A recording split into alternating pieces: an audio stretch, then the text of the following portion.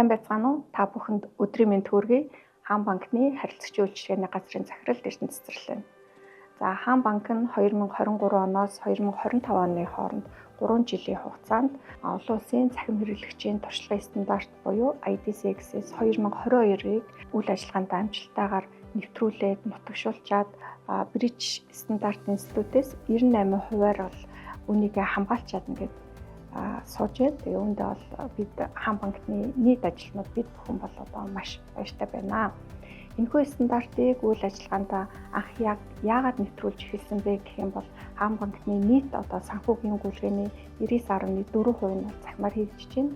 Урд өмнө байснаасаа илүүтэйгээр харилцагч нар ийм эрэлт хэрэгцээнд бол цахим бүтээгдэхүүн үйлчилгээг бол илүүд үздэг болсон. Тэгээд тийм ч учраас бид бүхэн цахимаар хүргэж байгаа бүтээгдэхүүн үйлчилгээгээ олон улсын түвшинд хүрсэн байдлаар чанартайгаар бүрднэ гэдэг бол банкны номер 1 зорилго байсан.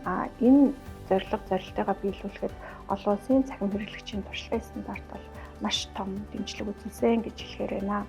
Энэхүү стандартыг амжилттайгаар Хаан банкнд нэвтрүүлэхэд олон улсын хэрэглэгчийн туршлагын институтийн Монгол дахь суурин төлөөлөгчийн газар болох CMI компани маань бол хамтарч ажилласан.